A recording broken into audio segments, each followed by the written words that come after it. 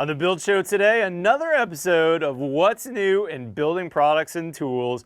I got fire, I got plumbing, I got tools, I got electrical. We got some good stuff to talk about today. Let's get going.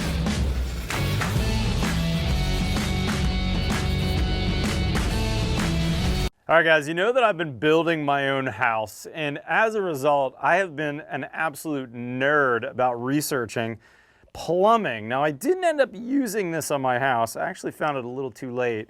But this is a really interesting new product that's an in-wall shutoff. It's a little sleeker than most out there. This is the Aquaflow by LSP, and this is their pull-stop valve box. Now, this is going to go in the rough-in stage. It's got this white collar on it, which is meant for the sheetrock guy to prevent damage from the inside of the box. But after sheetrock, when the plumber comes, you're going to unscrew this, pop this off, and then this is the guts right here. This is a quarter-turn ball valve.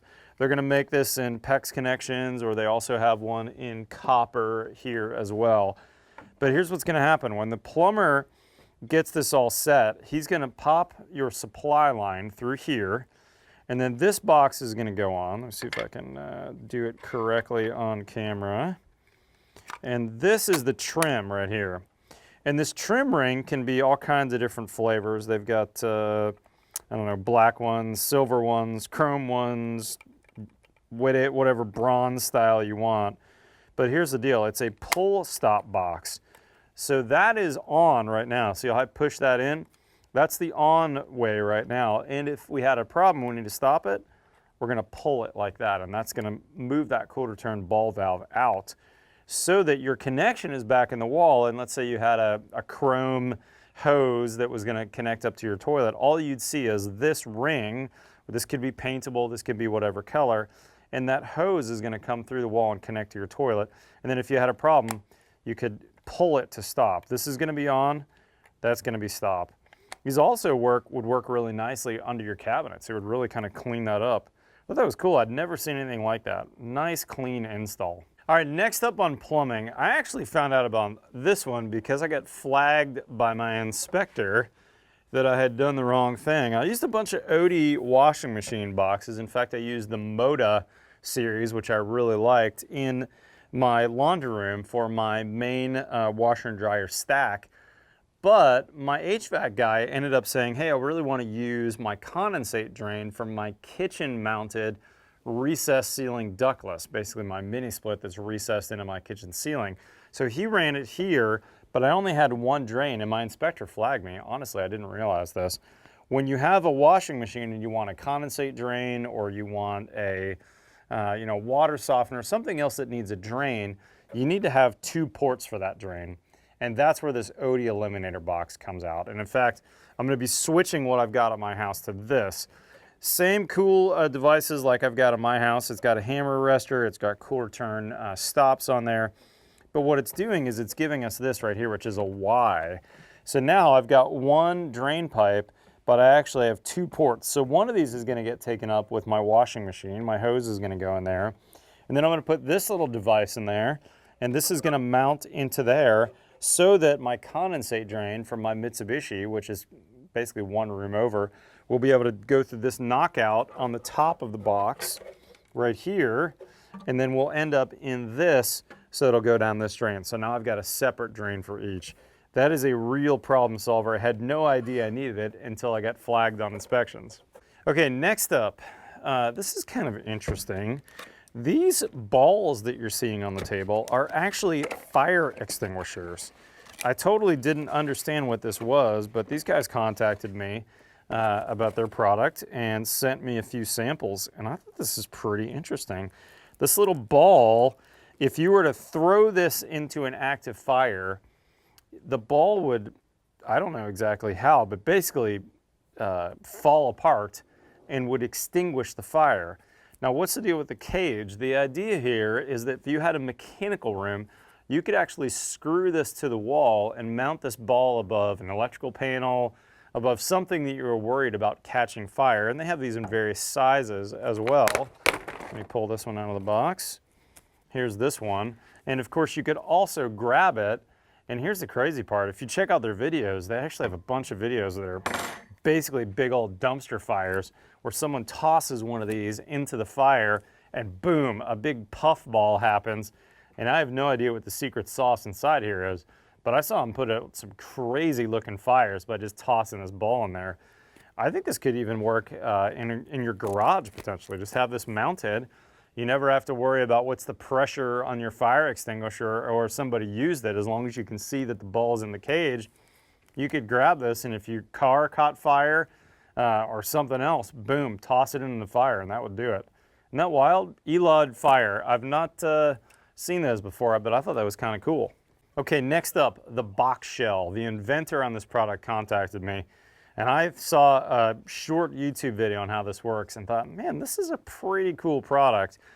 It's pretty straightforward. All this is a box that you can fold out, and you can basically put this on the side of a single through a multi-gang electrical box. You're going to use a standard box, and on your outside walls, it's going to allow you to use spray foam behind that electrical box to not only seal it, but to insulate it well. Now the video they've got online is pretty cool. They set this up with a piece of plexiglass where the the sheathing would actually be. They install the box, and it's a little difficult. You got to install the box during the rough end stage, but then you're actually not going to foam it until the sheetrock gets installed while you're actually putting the electrical device in. So it's a little bit, I would say, intricate in terms of its install. But when you watch that foam go in on this box and kind of seal around this piece of plexiglass that allows you to watch it, I gotta say, it's pretty impressive. The other thing I like about this, then, it would allow you to use a standard bat, a standard Rockwool bat, let's say, like we have here at the studio, and you're gonna get really good insulation behind that electrical box. Very impressive YouTube demonstration. Now, I'll be honest, as a general contractor, if I'm building multiple houses, I think this is a little tricky of an install that I probably don't want my guys having to deal with the intricacies of this. I think it would be easy to miss one. But if you're building your own house and you have the ability to kind of dictate the process and you're intimately involved in all the details from hanging the sheetrock, finishing, putting the electrical boxes in, this would be a great way on a really nice budget point to get excellent insulation and excellent air sealing on a traditionally very leaky place in your house if you don't pay attention to those details. So let's see, what is the website for these guys? jboxshell.com. I think these run something like $2 a pop, so pretty darn affordable to use these even on every exterior outlet. Okay, next up on the tool side, this is actually not all that new, but it is new to me. This is the Max Corporation's 500 PSI power light system. That's right, 500 PSI. So instead of the standard compressor that's outputting 120 PSI, this compressor does actually both 120 and 500 PSI, which means that you have to have specialized guns for it. And Max has a whole line of guns. This is actually their siding nailer that they let me use on my James Hardy install. The big deal on these, and actually all this equipment, is that it's quite a bit smaller and lighter. They're telling me that these tools in general are 40% smaller and 30% lighter. Now, I actually found out about this through a framer that I'm friends with out in the West, a guy named Tim Euler, who also writes for the Journal of Light Construction. Tim's a framer who's in his 40s, and as he's getting older in age, like I am, I'm noticing that heavy tools are really hard on my body.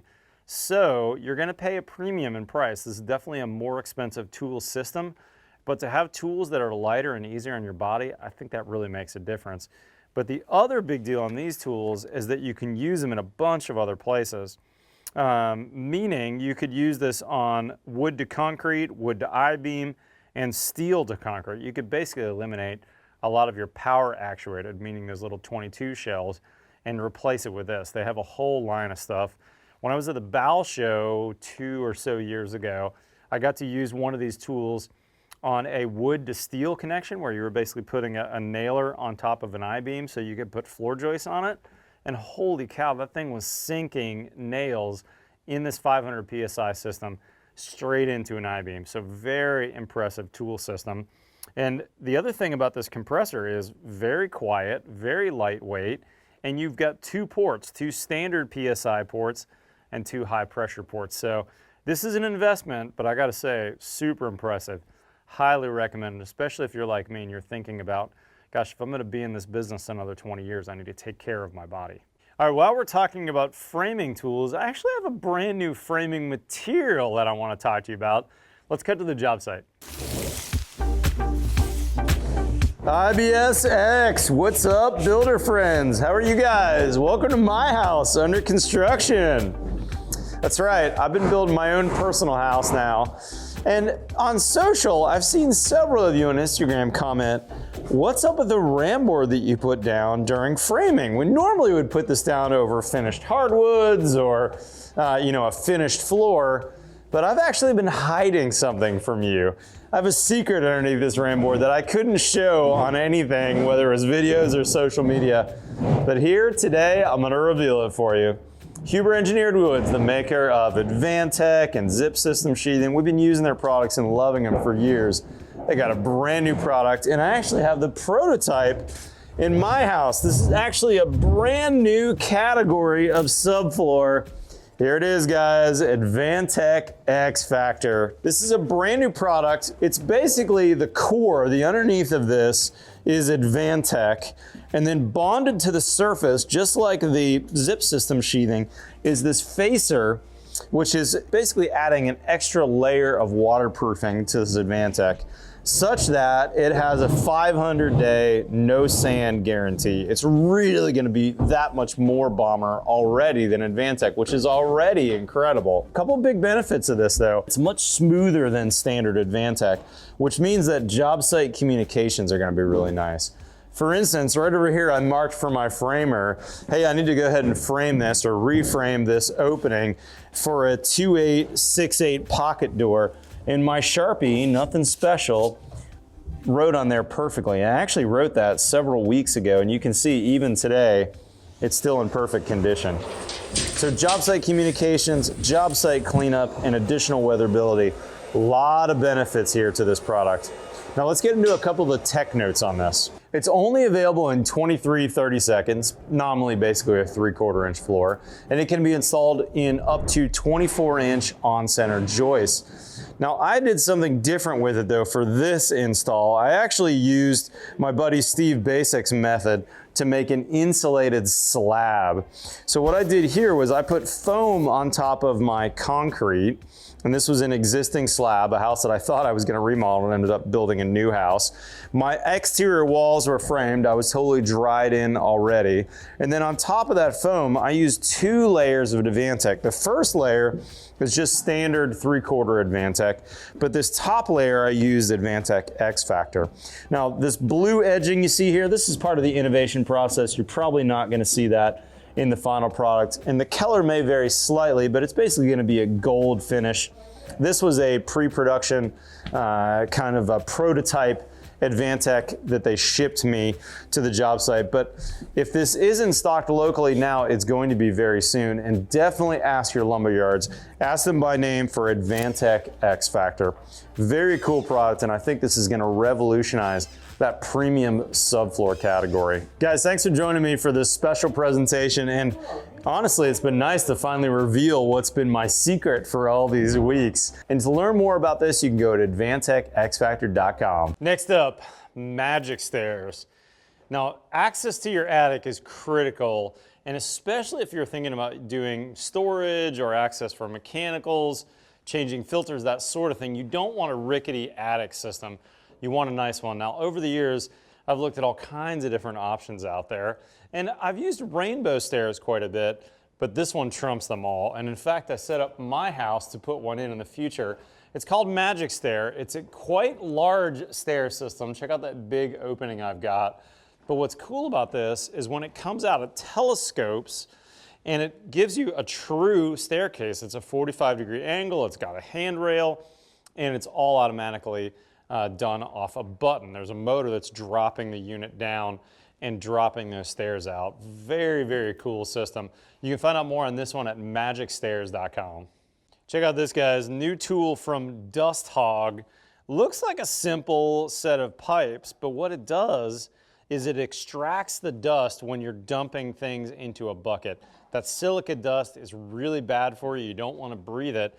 And by hooking this up to your shop vac, we can basically collect all that without it poofing up into the air. Now, when we did our Schluter pan at my house, we used this, and I gotta say, I was shocked by how well it worked. It seems so simple that you'd almost think it wouldn't work, and yet the opposite is true. It's magical. It totally keeps that big poof from coming up out of the bucket when you dump it. You can learn more at dusthog.com. Okay guys, and the last thing I wanted to mention was a company that I encountered when I was in Canada, but I've honestly not seen them a lot because I think they're based mainly in the cold, snowy north, and that's these guys. So Prima makes a fairly new line, this has been out a few years, called Resisto. And these are kind of a premium brand of house wrap, flashing tapes, and ICF waterproofing that they sent me some samples on, and I gotta say, I'm really impressed. You know, the kind of evolution of house wrap has been house wraps that would get stapled on, and then the peel and stick style house wraps, I think, are the next generation. But when we think about peel and sticks, there's kind of 3 levels of peel and stick. The first level is the asphaltic based ones. That's kind of old technology. We've had that for a long time. Those are often the ones that end up in the stick and peel situation. But then up from that is the butyl based, and butyl is a really nice step up. We've got better cold weather application, which of course is important to our friends in the north. The other thing about butyl is it's much more compatible. We need to be cautious with anytime we're using a vinyl framed window, especially that nailing flange, because the asphaltic flashing tapes can actually eat that flange.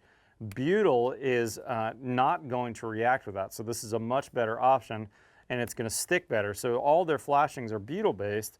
And then the next evolution up from that is the acrylics, and that's what this house wrap is. And I really like this style of house wrap. Now, I don't know all the specifics about Resisto. I've not actually used this, but I gotta say, from this sample they sent me, very tough and durable, feels like a jeans material. It has a perm rating so that when we're in the north, we're gonna be able to dry through that. And it appears to have a really nice acrylic-based adhesive on the back, so you're going to get good air sealing on your buildings as well. I'll put a link to all these Resisto products so you can check them out, especially if you're watching the build show in Canada. Guys, I think that's it. If you're not currently a subscriber, guys, hit that subscribe button below. We do this content once a month, but we publish Tuesday and Friday here in the build show. And by the way, if you have a new product that you think I should know about, most of these were from one of you that said, either you should check this out, Matt, I'm using this, or you were a manufacturer or an inventor that reached out to me. And that's really fun. I love to be able to share some of the cool new things that I'm finding out there with you on this once a month new product series. So I'll have an email address right here and a link to an address so you can send us some of these cool products. I would very much like to know about them. Hit that subscribe button, guys. We've got new content every Tuesday and every Friday. Follow me on Twitter or Instagram. Otherwise, we'll see you next time on Build Show.